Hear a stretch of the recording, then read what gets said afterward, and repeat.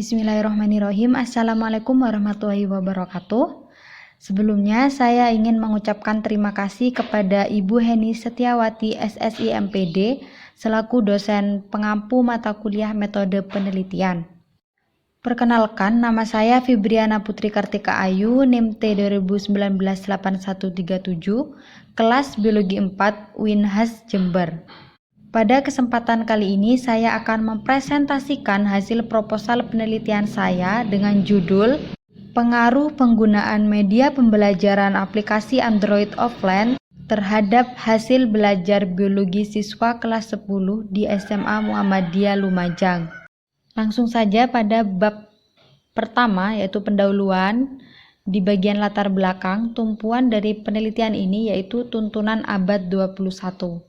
Global City Education Network menyatakan bahwa terdapat 5 keterampilan yang harus dimiliki oleh peserta didik pada abad 21, yaitu yang pertama kreativitas, inovasi berpikir kritis, pemecahan masalah, pengambilan keputusan, dan metakognisi kemampuan.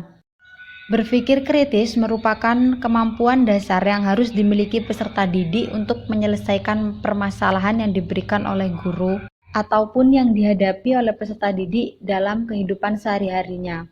Tapi faktanya dalam dunia nyata seperti yang sering kita lihat di sekolah, penerapan pembelajaran yang telah dilakukan di sekolah ini masih jauh sekali dengan pendidikan yang diharapkan dalam abad 21 ini.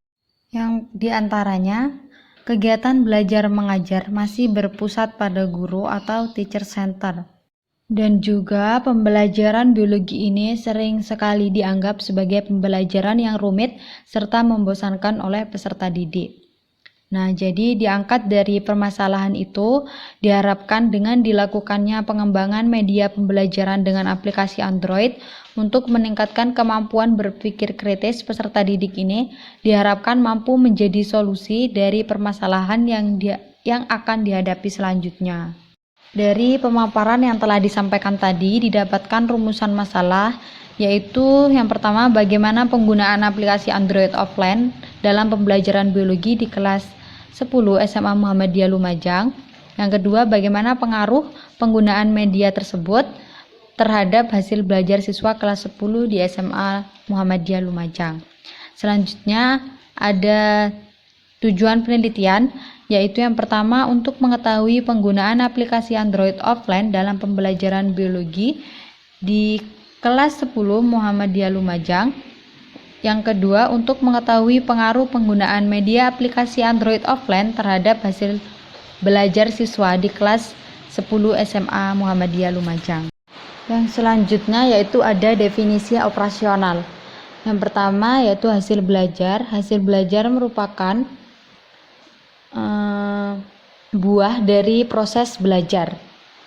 Jadi, hasil belajar ini merupakan perubahan tingkah laku atau pemahaman yang lebih mendalam tentang pengetahuan dan pengalaman sebagai hasil dari proses belajar.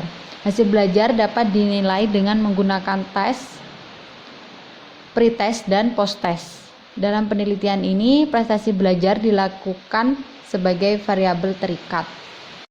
Yang kedua yaitu media pembelajaran. Media pembelajaran merupakan alat yang dapat digunakan untuk menyampaikan isi yang sulit disampaikan jika hanya melalui penjelasan tertulis atau di papan tulis. Dalam penelitian ini, operator yang digunakan adalah aplikasi Android untuk kelas eksperimen dan PowerPoint untuk kelas kontrol. Dalam studi ini diperlakukan sebagai variabel independen. Yang selanjutnya yaitu pretest dan posttest. Pretest adalah tes awal yang dilakukan sebelum perlakuan. Tes pendahuluan ini adalah yang diambil oleh kelompok eksperimen dan kelompok kontrol sehingga diketahui sejauh mana sih hasil belajar siswa tersebut sebelum diberi perlakuan. Tahap pretest ini sekaligus digunakan sebagai uji coba instrumen yang berupa tes. Sedangkan posttest yaitu tes akhir yang diberikan perlakuan digunakan untuk mengetahui hasil belajar siswa kelas kontrol dan eksperimen setelah perlakuan. Yang terakhir ada kelas kontrol dan kelas eksperimen. Kelas kontrol adalah kelas yang selama proses pembelajarannya menggunakan cara konvensional. Sedangkan kelas eksperimen adalah kelas yang selama proses pembelajarannya menggunakan aplikasi Android dalam penelitian ini. Yang selanjutnya yaitu kerangka berpikir seperti yang ada di slide. Langkah pertama yaitu tes tertulis sebelum penggunaan media pretest. Selanjutnya penggunaan media pembelajaran. Selanjutnya tes tertulis setelah penggunaan media atau post-test. Kemudian yang terakhir membandingkan hasil pretest tersebut dan post-test untuk mengetahui pengaruh penggunaan media pembelajaran tersebut. Yang selanjutnya yaitu bab 3, yaitu metode penelitian. Yang pertama, desain rancangan penelitian. Desain yang digunakan dalam penelitian ini yaitu desain pretest, post-test, control group design. Pretest digunakan untuk mengetahui hasil belajar biologi sebelum diberi perlakuan. Dengan demikian, pengetahuan akan diketahui secara akurat karena dapat membandingkan dengan keadaan sebelum diberi perlakuan. Pelaksanaan penelitian ini didahului dengan pengadaan pretest terlebih dahulu pada kedua kelompok, kemudian diberi perlakuan berupa pembelajaran dengan menggunakan media pembelajaran aplikasi Android pada kelas eksperimen, sedangkan pada kelas kontrol media pembelajaran dilangsungkan dengan menggunakan pembelajaran konvensional berupa PowerPoint.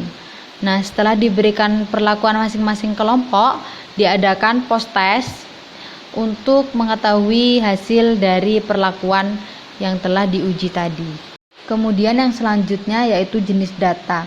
Adapun jenis data di penelitian ini merupakan data kuantitatif yang merupakan data atau informasi yang didapatkan dalam bentuk angka yang dapat diproses dengan menggunakan rumus matematika atau dapat juga dianalisis dengan sistem statistik. Kemudian ada teknik analisis data. Dalam penelitian ini, teknik analisis data yang dilakukan yaitu menggunakan uji beda. Uji beda yang digunakan yaitu menggunakan metode parametris dengan syarat data harus berdistribusi normal. Teknik uji yang digunakan yaitu teknik uji t-test. Kemudian juga ada uji validitas dan reliabilitas. Mungkin itu saja yang ingin saya sampaikan. Kurang lebihnya mohon maaf. Wassalamualaikum warahmatullahi wabarakatuh.